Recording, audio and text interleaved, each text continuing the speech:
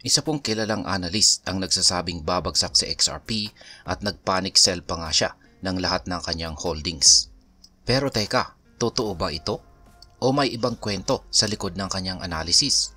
Sa video na ito ay aalamin po natin ang buong detalye ng analysis na ito at kung ano po ang ibig sabihin nito para sa atin bilang mga Pinoy crypto traders at investors ni XRP.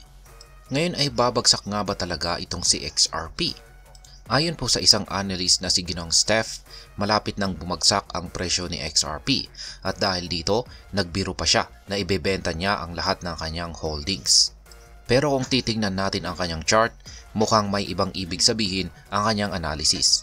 Sa kasalukuyan, bumaba po ng 12.57% ang presyo ng XRP ngayong buwan ng February 2025.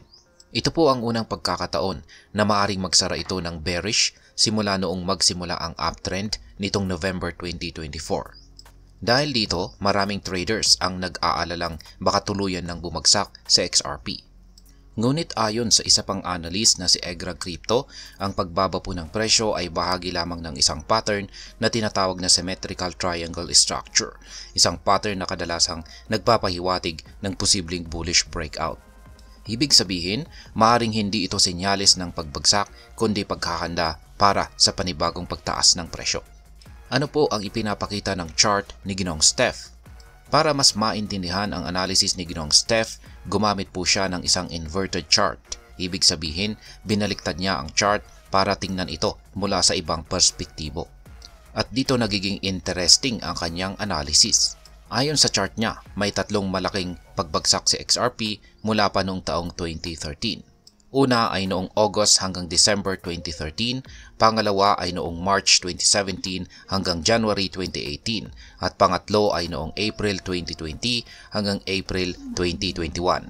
Pero ang hindi napapansin ng marami, ang tinatawag niyang pagbagsak ay aktwal na malalaking price upsurges. Para sa unang paggalaw, tumaas si XRP ng 946% noong taong 2013. Noong taong 2018, lumipad po ito ng 68,300% at umabot po sa all-time high na $3.80. At noong taong 2021, muling umakyat po ito ng 1,031%. Ibig sabihin, kung susundin natin ang pattern na ito, ang sinasabi niyang pang-apat na pagbagsak ay maaaring isang senyales ng malaking pagtaas ng presyo nito sa hinaharap. Ngayon ay posible ba talagang umabot si XRP sa presyong $100? Ayon po kay Ginoong Steph, may posibilidad na umabot sa 2-digit price si XRP, ngunit hindi po niya eksaktong sinabi kung magkano. Subalit, base sa kanyang chart, maaaring abutin nito ang $100. Gayunpaman, maraming eksperto ang nagsasabing hindi ito ganon kadaling mangyari dahil sa market capitalization na kakailanganin para mapanatili ang presyong ito. Para umabot sa XRP sa $100, kailangan pong magkaroon ito ng napakalaking demand at adoption sa mainstream market.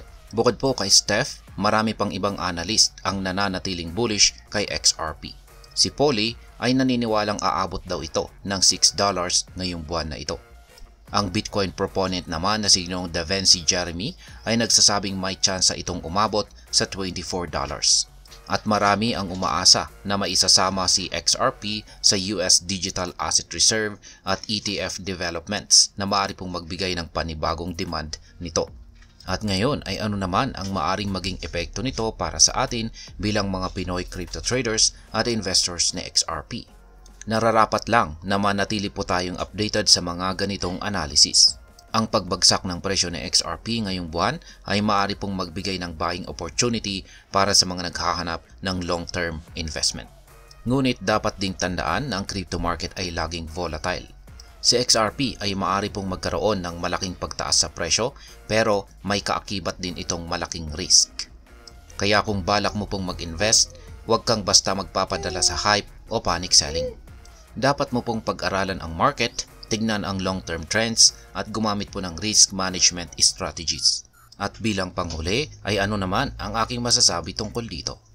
Ang analysis po ni Ginoong Steph ay isang matalinong paraan ng pagpapakita na minsan ang pagbagsak ay maaring senyales ng malaking pag-akyat. Hindi ito nangangahulugan na sigurado ang pagtaas ng presyo, pero ipinapakita nito na hindi dapat puro takot ang pairalin natin sa trading.